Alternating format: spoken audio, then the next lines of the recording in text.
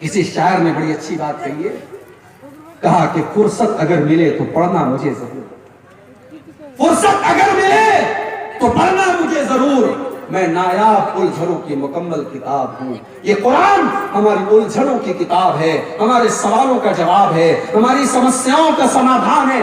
جو دنیا میں کہیں آپ کے سوال کا جواب نہیں ملے گا وہ اس قرآن کے اندر ملے گا۔ جس بیماری کا علاج پورے دنیا کے کسی ڈاکٹر کے پاس نہیں ہے، اس بیماری کا علاج اس قرآن کے اندر۔ ہم نے کیا کیا؟ بچہ بیمار ہو گیا، مولوی صاحب کے پاس گئے، مولوی صاحب نے قرآن پڑھ کے دم کر دیا، پھونک دیا۔ ہم نے قرآن کو اتنا ہی سمجھا ہے، ٹھیک ہے قرآن شفا ہے، قرآن برکت والی کتاب ہے، مگر قرآن ہماری بیماریوں سے بڑھ کر کے ہمارے آتما کے اندر، ہماری روح کے اندر اور ہمارے اخلاق کے اندر جو گندگیاں پائی جاتی ہیں، قرآن ان بیماریوں کا علاج ہے، قرآن ان برائیوں کا علاج ہے، قرآن کے اندر حسد کا علاج ہے، قرآن کے اندر بغض کا علاج ہے، قرآن کے اندر لالچ کا علاج ہے، قرآن کے اندر دل کی اور روح کی بیماریوں کا علاج ہے۔ میرے پیارے ساتھیوں، اس قرآن کو پڑھو، سمجھو، نصیحت حاصل کرو، اور قرآن کو روزانہ، اگر اللہ نے آپ کو اردو نہیں آتی، بنگلہ تو آتی ہے، بنگلہ تو آتی ہے، بنگلہ آپ لکھ لیتے ہیں، پڑھ لیتے ہیں۔ آج الحمدللہ بنگلہ زبان میں بھی قرآن کے ترجمے ہو چکے ہیں اور قرآن کا ٹرانسلیشن ہو چکا ہے، قرآن کا انواد ہو چکا ہے۔ آپ بنگلہ زبان میں کوئی قرآن کی تفسیر لے آئیے اور تھوڑی تھوڑی روزانہ، آدھا ہی گھنٹہ صحیح لیکن آپ روزانہ قرآن پڑھیے۔ جب تک اس قرآن کے ساتھ ہم تعلق مضبوط نہیں کریں گے، یاد رکھیے سماج نہیں سدھر سکتا ہے، سماج کی اصلاح نہیں۔ یہی وجہ ہے کہ قیامت کے دن اللہ کے رسول شکایت کریں گے اللہ کی بارگاہ میں، وَقَالَ الرَّسُولُ يَا رَبِّ إِنَّ قَوْمِ اتَّخَذُوا هَذَا الْقُرْآنَ مَهْجُورًا۔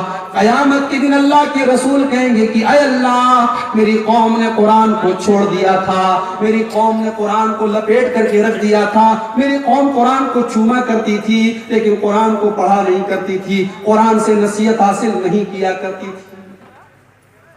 کبھی قرآن کو پڑھو تو ایسا لگے گا قرآن میں ہماری بات ہو رہی ہے، قرآن میں ہماری بات ہو رہی ہے۔ اور ایک آیت ہے قرآن کی بڑی عجیب و غریب آیت ہے، لَقَدْ أَنزَلْنَا إِلَيْكُمْ كِتَابًا فِيهِ ذِكْرُكُمْ أَفَلَا تَعْقِلُونَ۔ میرے بندو، ہم نے ایسی کتاب تمہاری طرف اتاری ہے جس کتاب کے اندر تمہارا ذکر کیا گیا ہے، جس کتاب کے اندر تمہیں بیان کیا گیا ہے، جس کتاب کے اندر تمہارا ذکر کیا گیا ہے۔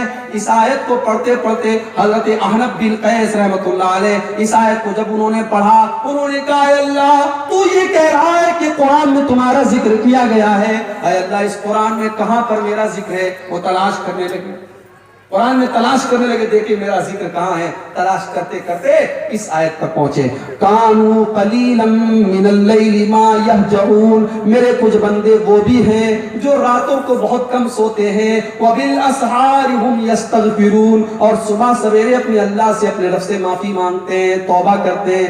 کہا نہیں، اتنا نیک تو نہیں ہوں میں، اتنا تہجد پڑھنے والا تو میں نہیں ہوں، یہ میرے بارے میں نہیں ہے۔ پھر اور آگے بڑھے، اللہ قرآن میں ایک جگہ فرماتا ہے وَلَقَدْ زَرَعْنَا لِجَهَنَّمَ كَثِيرًا مِنَ الْإِنسِ وَالْجِنِّ۔ ہم نے بہت سارے لوگوں کو جہنم کے لیے تیار کر کے رکھا ہے۔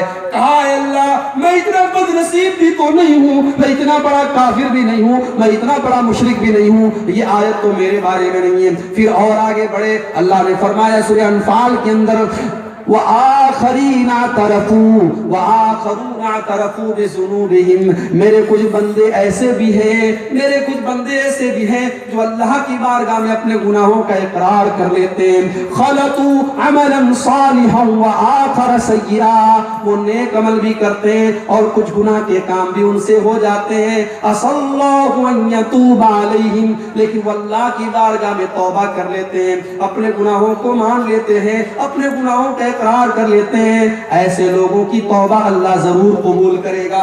جب اس آیت پر پہنچے، حضرت حنف بن قیس نے کہا اے اللہ، یہ میرے بارے میں ہے، میں نے پا لیا، اے اللہ میں انہی لوگوں میں سے ہوں، میں بہت نیک بھی نہیں ہوں، میں بہت برا بھی نہیں ہوں، میرے عمل ملے جلے ہیں۔ میرے پیارے ساتھیوں، قرآن وہ کتاب ہے، اس میں اگر ہم غور کریں، ہمارا ذکر کیا گیا ہے۔ آؤ ہم یہ وعدہ کریں اور یہ یہاں سے یہ عزم کر کے اٹھیں کہ انشاءاللہ ہم روزانہ تھوڑا تھوڑا ہی صحیح لیکن ہم اس قرآن کی تلاوت کریں گے اور اس قرآن کے ساتھ اپنا تعلق جوڑیں گے۔ اللہ تعالی ہم سب کو اس کی توفیق عطا فرمائے۔